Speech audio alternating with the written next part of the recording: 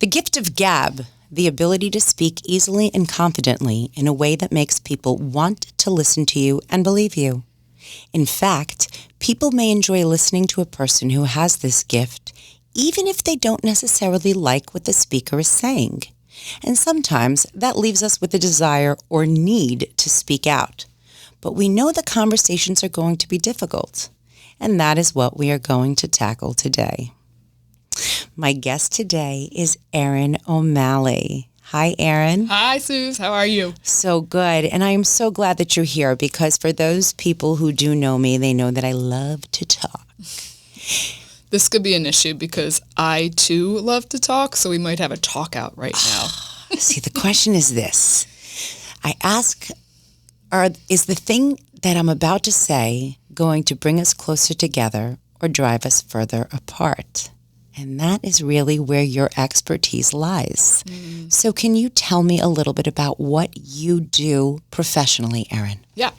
I work with leaders and teams really on the human skills, on the connection pieces of curiosity, of how do we care about each other, the empathy piece, to work on team dynamics to get the teams syncing, meshing, working together to be able to make things happen. And in my experience, I think when those conversations, when those qualities aren't there, that's when the cracks start to happen and when things start to fall apart. So yeah, that's what I do. Work with, through speaking, through facilitating, through training. I really, honestly, I see myself as a teacher because I think that's when I really come to life. And I love watching the light bulbs go off, and really so much of what I work on, people aren't trained in, right? That they're not taught. You're like, well, do we need to be taught how to communicate? In some ways, yeah. And so I love seeing when things, well, I don't love seeing when things are bad, but going in, right? When things are like, when they're like, Erin, this isn't working. Challenging. Right. Then there's drama and the people are talking about each other. How do we come together? And how do you have the skills and how do you have the confidence to talk to each other about these things? Because if not, that's when the disconnect happens. So you say you feel like a teacher. Do you have a background in education? What led you to this? No. My background is in hospitality management. So I have an education in 10 years customer experience and leadership. Then my next piece of education was saying, screw this, I don't want to be working nights and weekends. And so I joined the Peace Corps. So I was in Panama. So that was my playground, my learning there. And then for the past 15 years, I've been training and consulting with different companies. So I think my education is my curiosity. I always want to know more and I want to find out more about people. So it's really been through my restaurant experience and through the Peace Corps. It's just been so much learning and seeing the different dynamics that come into play. So you're like me. You're building the plane as you're flying it. I mean, yes. Isn't that really how conversations organically go? Right. And I love to keep the plane flying in different directions. Excellent. So let me ask you this then. In that case, if we're using the plane analogy, let's use conversation at different altitudes. Okay. So when I'm having a conversation that I know is going to be pretty easygoing, those are the ones that I'm not concerned about. But I'm coming to you for help with those difficult discussions. Right. What would be the first thing you tell me if I came to you and said, I'm going to see my mother for the weekend? And I know she has a tendency to trigger me. So let's take it's an ongoing relationship. Right. I have to do it all the time. Let's start with one of those easy ones. What's your recommendations? So 2 things. First, I always suggest that you start with your intention. So what do you want to do? What do you want the other person to do? What do you want them to think about? And how do you want them to feel? And it's interesting because I think and I'm thinking about it with your mom, if there's a certain situation that you're dealing with, you could answer those questions. But that do, think, feel is so helpful in 2 ways, because if you were having some emotions about seeing your mom, your initial response might be, what do I want her to do? I want her to listen to me. What do I want her to think about? How she treats me like crap, and how do I want her to feel? I want her to feel like I'm the best daughter she ever had, and she should know that.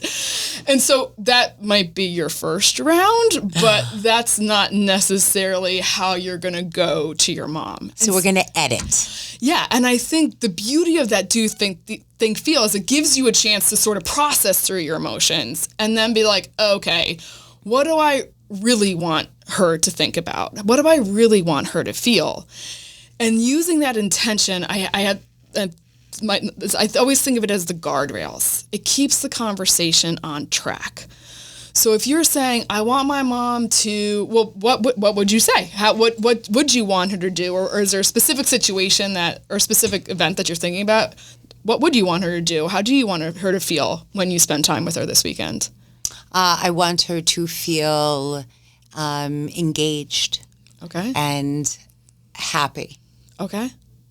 And so what would she need to do to be able for her to feel that, for you to feel that?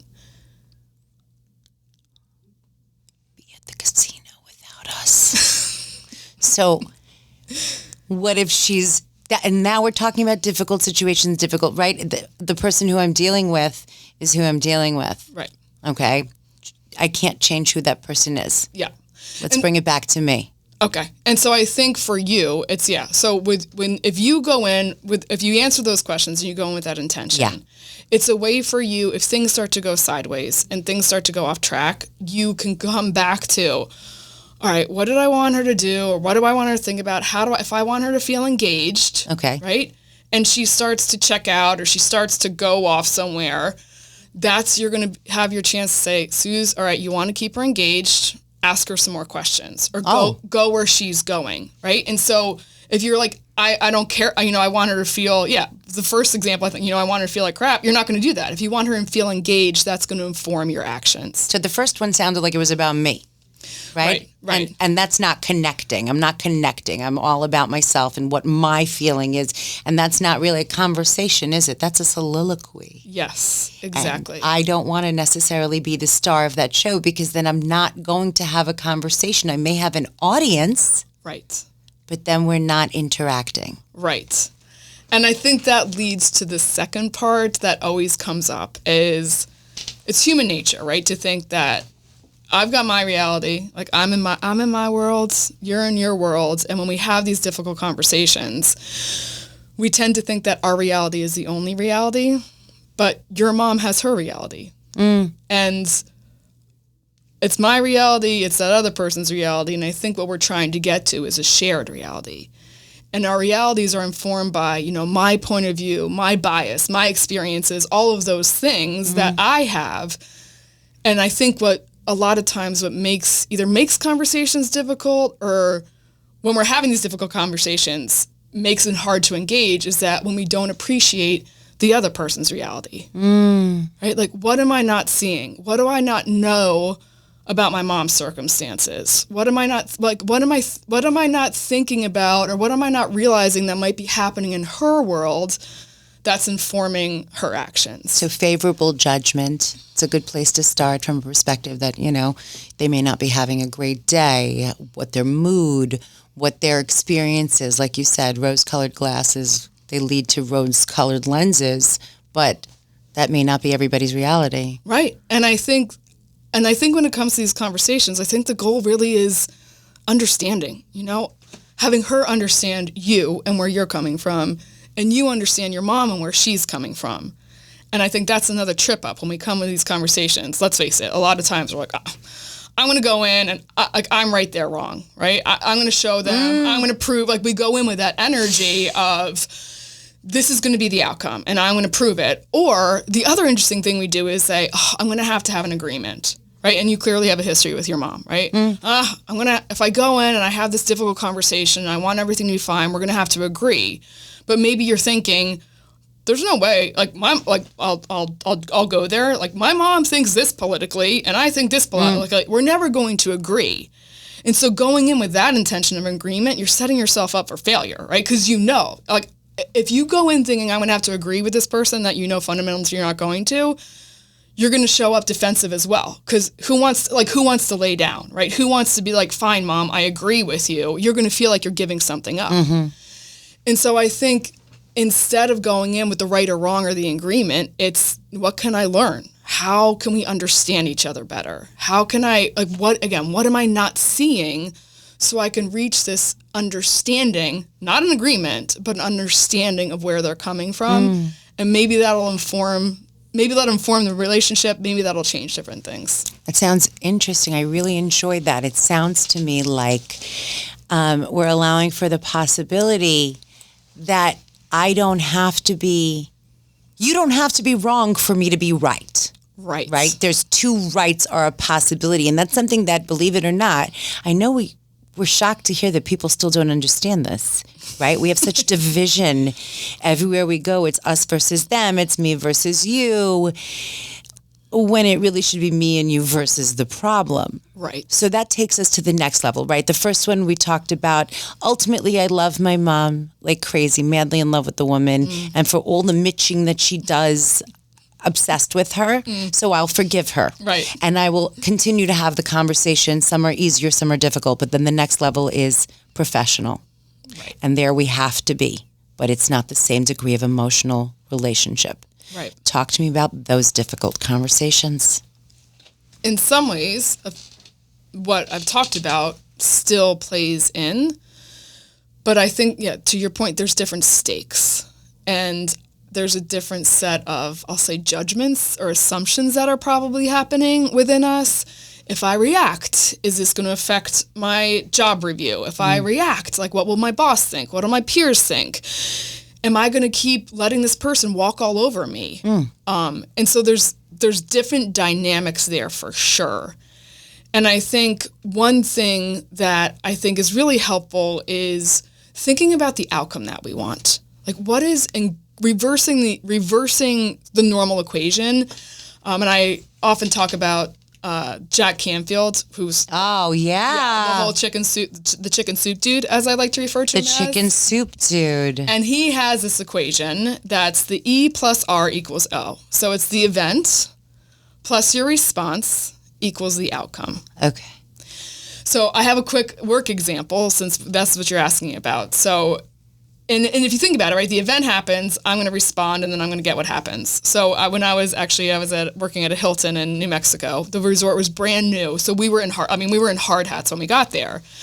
So I was part of a 3-person human resources team. There was Judy, the human resource director, Susan, the employment manager, and me, the training manager. Well, Susan, the word got out that Susan and I were going to have to share an office. So that was the event. Susan's response was to go into Judy and freak out. I've been working for 30 years. I don't know. I'm too old to have, or not old. Well, she was old. Experience. I'm too seasoned. Yeah, that's it. I'm too seasoned to have to share. Erin's loud. And I could see and hear the entire situation happening. Clearly, she was loud. Right. So the outcome was I watched Judy roll her eyes and basically kind of dismiss her out of the office because she felt attacked. So for me, I think the better way to look at that equation is what's the event? And then that plus sign is that's when we pause, right? Pause and say, what do I really want to have happen? What is my ideal outcome? And for me, the ideal outcome was I wanted my own office too. So if you're thinking about this in your work perspective, think about a situation. And if you go first to the outcome, I want to have a better schedule. I want to have my boss maybe not be so micromanaging or so constantly asking me questions. Well, what's the outcome that you want? And if you go with that, then you get to choose your response. So back to the office situation, I knew that Judy had a healthy ego, we'll say, and she liked to have her authority appreciated. So I went in, Judy, I know you're in a hard situation. I get that this is difficult. I'm thinking about the employees, and Susan probably does need privacy. So I put it under the lens of, it's not about me wanting my own office. What's going to be best for the team? And Judy, I appreciate how you came to me. But of course, I still wanted my own office, but it was talking to the bigger picture. Me and you versus the problem. we all wanted to give everybody the right solution, right? But what was the reason for what I wanted? What's the reason she needs it? Right. And what's my relationship with my boss? Because Susan, I think, lost a few respect points with her reaction. And I think I gained a few with my thoughtful response. So to tie up the equation, it was the event of the office, me thinking, this is the outcome I want. I paused, I thought about it, and then I chose my response. Because the only thing, and I'm sure everyone will probably say this with me, right? The only thing that we can control is our response. And even if we have that outcome in mind, we also have to let go. Because to not keep you all on the edges of your seats, because I'm sure you're dying to know what happens. Yeah, I did get, we got separate offices, but my office was actually a storage room, like with a bathroom in it. Again, like, was it the ideal outcome? I mean, I got my own office, but, it was a storage room. But maybe you should have been more specific. Right. But I think that the lesson there, too, is we can't guarantee that outcome. We can control what we can do to bring about the best possible outcome, but then there's that sense of letting go. So I think when it comes to the work world, what you're talking about, I think approaching it from that ideal outcome can ground you and make you think about different ways you can approach that situation. So good. So here's what I'm hearing in this situation. For those of you who are snooze button pushers, raise your hand if you're a snooze button pusher. I am. You're not. No. I'm a snooze button pusher. Here's what happens. We back our way into how much time is left to sleep. Or the reverse. If you're a hard to fall asleep person, if you are, raise your hand. I am one of those too, which is why I push the snooze button. I'm always counting how much time will be left to like 5 hours. If I fall asleep now, it'll be 4 hours. And if I 3. So pause. Mine is pause, process, plan, and proceed. Right. If I look at the outcome, I'm basically backing my way into what my response is going to be. And that pause gives me the time to frame it for the other person. Right. And I think the other thing about it is it gives us more agency, right? It gives us more ownership of being able to say, I'm going to pause. I can choose my response. This isn't happening to me. Because I think a lot of times in these difficult conversations, depending on what the circumstance is, but a lot of times it's our natural reaction to be like, oh, my boss is a jerk, and like I will go ahead and say, he's being this and he's being that, right? Like it's all happening to me. And that pause gives us this chance to say, okay, going back to, the different realities. What's going on with the other, what's happening for them? And how, if I choose my response, I'm not just reacting. I'm not flailing out. I'm not just, doing what they think I'm going to do. I can have agency and I can have ownership of how I show up. Right? You don't feel taken advantage of if you're proactive in your engagement. Right. And it's a much more powerful, confident position to come into it with, I think. Okay. So we covered family that we love and that we're going to keep coming back for more and how we handle those difficult conversations. Now we talked about professional situations where we have to be there, right? We can't always. I don't know about you, but I've never had the luxury to say, like, I quit. I don't like my boss. He's mean to me and I'm going to quit.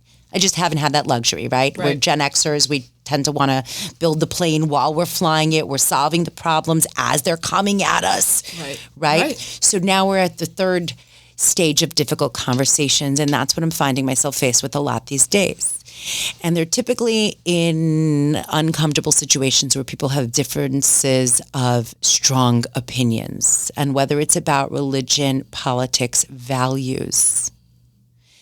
Those are the spaces that sometimes people are scared to speak up, or they're not sure if they should even speak up. Right? Sometimes it's a fear of recourse or response. Right. And sometimes it's that the people speaking are so powerful that even a difference of opinion, like, we don't feel confident. Since we know that the opposite of love is not hate, it's apathy, right? We can't be bystanders. Right. So let's speak a little bit about the important, difficult conversations. Dang, Suze, she just threw down. I did. And there's so much to unpack, as they say, but I have a few initial thoughts. I'm going to actually start with probably with the last one. The last one to start I think part of the process is also, is this conversation worth it? Right? Like, is this conversation even worth it? And I am not saying to check out, right? Like, I'm not saying like, well, I'll just go back to scrolling Instagram. I think, is there a possibility for curiosity with this person? Is there a possibility? And this is when we go back to, right? I'm not right or wrong. I'm not proving myself. I'm trying to get some understanding. Stay curious. And this is when we have to drop so hard into, it's the curiosity and the empathy, right? What, and I find I'm thinking about people now that have opposing views to me, and I don't know about, I get like the tingle, in my body, like I can feel the physical reaction. I call it the yeah. That's the hairs on my neck stand up like I want to come at you. Right. I probably shouldn't. I call it my stroke vein, because I can feel this like vein in my head, and I'm like, Erin, you better calm down because you're going to stroke out. She's going to straight up Jersey on you. Total. So I think when I'm feeling that happen, I say, Erin, like, what is their experience? Like, where could they possibly be coming from with this? And I think it's digging into that, so like the empathy of all empathy, and saying, hey, and asking those questions. Where did they grow up? Where are they from? All of these things that impact us. And I think, and it's interesting with my different life circumstance. I mean, I lived in the hills of North Carolina for a while, and I used to go to Toastmasters, and I'll never forget, one woman was always saying, "You're not from this side of the Mason-Dixon line," and I'm like, confirmed? And what does that even mean? Like, what does that even mean? But my she was keeping track. And it was funny because guess what my first talk was for my first 5-minute Toastmaster speech? Why Jersey girls are awesome. And I proceeded to give the 5 facts of like why Jersey girls are awesome. And afterwards they came up and they're like, we had no idea. Yeah. We had no idea. And I said, of course, I mean, I didn't, in my head, I'm thinking, of course you didn't. But it's kind of a great example. Because you weren't curious about who I am and where I come from, how I got to be who I am. And I want to point out in that story too, that, I mean, my reaction when she says, you know, well, this side of the Mason-Dixon line, I mean, let's talk about what the narratives were going in my head, right? I'm like, yeah, you Southern hick, you know? I mean, I was judging the same. And so I think that goes back to these really tough conversations. It is practicing such, I hate when people say radical empathy. It's empathy, right? It's just empathy. It's just empathy. Or they do say radical acceptance, right? Yeah. So I'll give it up for radical acceptance, because empathy is something I think as a society, as global citizens, the only way we can escalate and elevate each other is by relating, right? And you have this amazing postcard, because those of you who don't know Erin, I had the privilege of listening to Erin speak for a few minutes at an event, and she had me close my eyes, and she did a thing with shoes, and for you and my shoe friends, it resonated deep. It deeply resonated with relating to people, because you cannot walk a mile in someone's shoes. Those shoes don't fit you. You're not that person. So it's walking next to them. It's walking next to them. And I think going back to those really hard conversations, it's the empathy, and then it's that constantly checking, where am I in judgment? Where am I making assumptions? Where are my bias coming up? And it's such effort to be able to stay open. And I think that going back to where we started of, is this a conversation worth having? And what is going to be in my integrity? Do I need to speak my truth? Do I need to share? Or can I just listen and have this be a listening conversation? If you know that, well, here I go, making assumptions. If you know that person isn't going to respond, you don't know.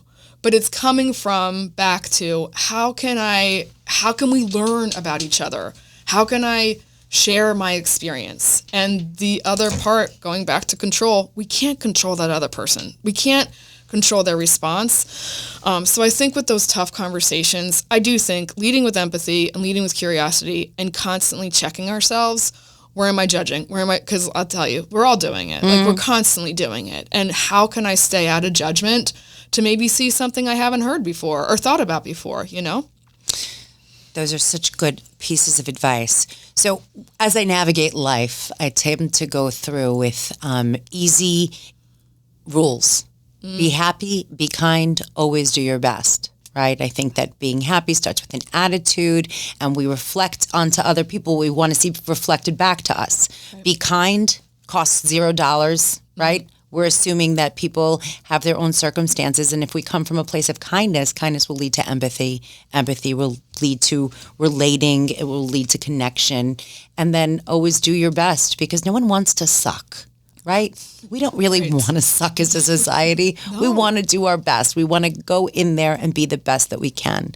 So when it comes to conversations, do you have any quick and easy rules to follow or ways to navigate? So in case I'm nervous, what's the Erin O'Malley way?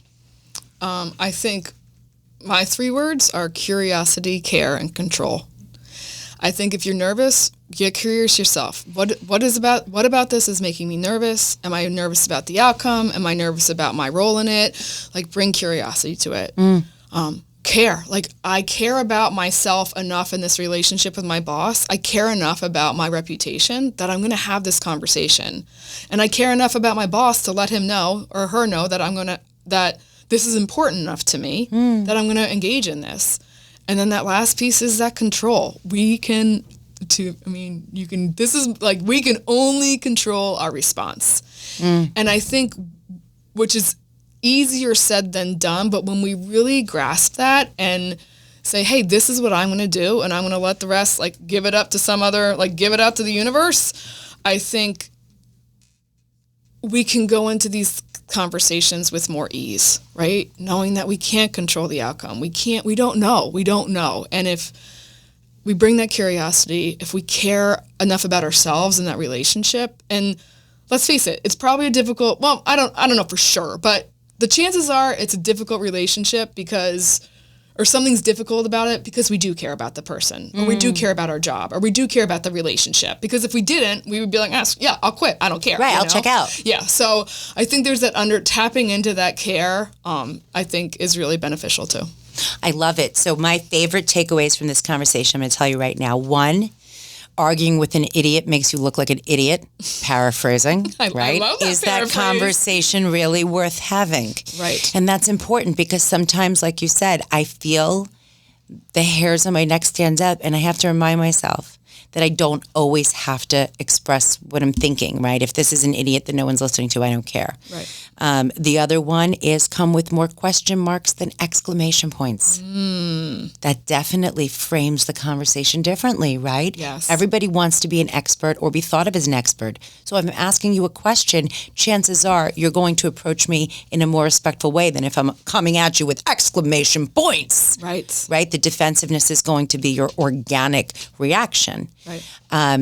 And the third one is the power of the pause. And I know a lot of people talk about the power of the pause, but to me, that is the most powerful of all of our communication tools. I agree. A lot happens when you say nothing. Sometimes it's the marinade, right? The idea that was just presented, whether it's somebody else's and it's offensive, let them hear it sit for a second. Right? Because sometimes you don't know that you sound like an ass. Right. Until you hear yourself sound like an ass. You're like, I am an ass. Yeah. Yeah. So I'm going to finish off with one thing because I loved it. I checked out your blog, right? Because I enjoyed hearing you speak. You were entertaining and informative and educational and charming. Very, very charming. You have the gift of the gab, which I really appreciate. But I did check out your blog. And the most recent one caught my attention. How can you make me not an asshole? Because that used to be my default, right? I used to say in my 20s and my 30s, I was so busy defending who I was because I didn't want to feel the pain that I needed to heal to make me a more empathetic, respectful person who had to take personal responsibility. Right. So I read this blog. Tell me about that experience of someone coming to you and saying, I am not my best self, and what your advice about advice was. That was one of it was one of those top 5 moments. I just got chills all over my body. It was one of those moments, I'll start with me and then I'm going to answer your question because it was so powerful for me that it was like that, oh shit moment. I'm like, oh, what I do matters, because sometimes we're like, is anyone even listening or paying attention? And that was one of those moments. So long story short, we were in a workshop, and we were working on these supervisors giving coaching conversations, and this guy, Brendan, did his run through, and it was a mess. He could tell, everyone in the room could tell it was not a good practice. And I remember it was late at night. It was about 10 o'clock at night, and we were finishing up, and I gave him a little bit of feedback, but I could tell he was pretty much shut down. I could tell he was in his head. So we finished, and I'm packing up my computer, and I hear him talking to his supervisor, and it's that hush, like, pop, pop, pop. I hear something happening, and I hear his supervisor say, well, go ask her. And I look up, and he comes over to me, and he says, can you help me not be an asshole? And I'm like, oh, okay, like, let's walk it back a few steps, And I'm like, well, what do you mean? And he basically could tell that it hadn't gone all right. So I said, if you are willing to do this, let's sit down. And the interesting thing was the rest of his colleagues, there's about 15 people in the class, they're all kind of hovering at the door.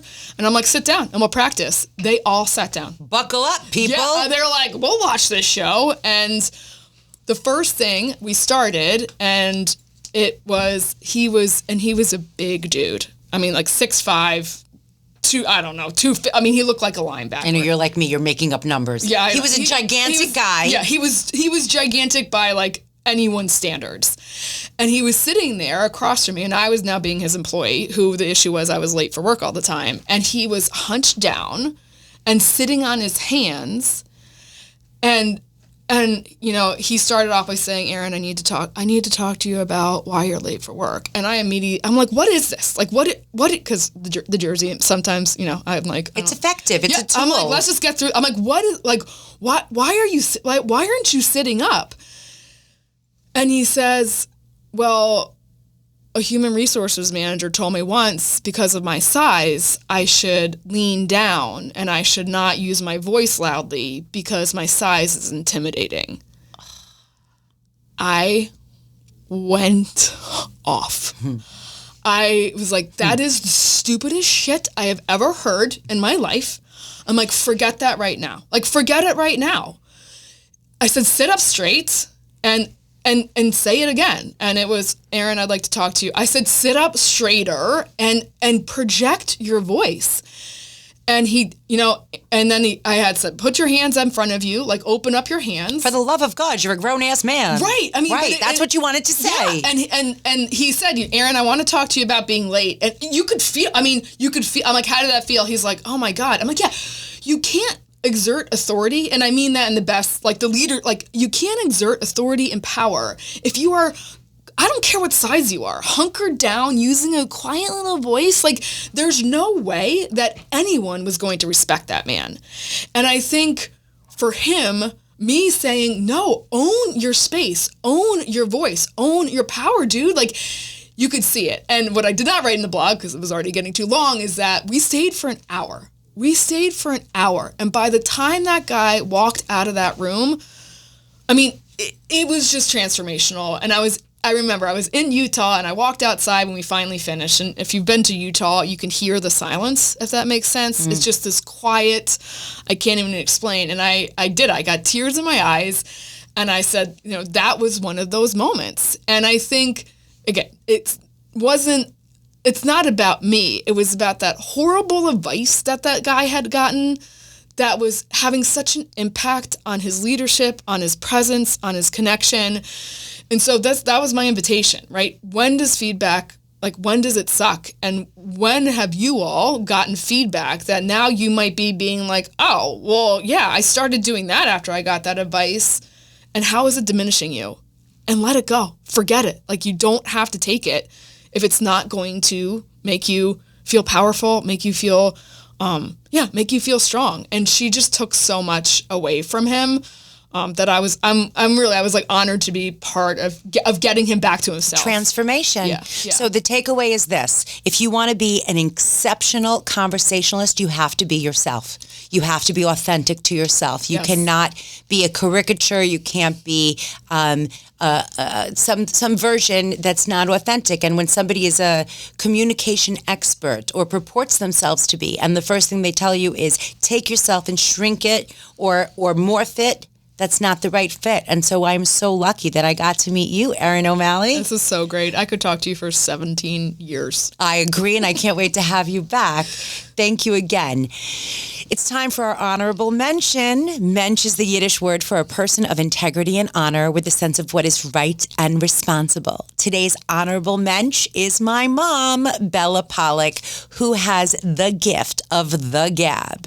As long as I can remember, my mom has been able to regale people with stories. She has been able to compliment people in a way that makes them smile and light up a room. And so I hope that I develop that quality from her. So thank you, Mom. And thank you again, Erin. You're welcome.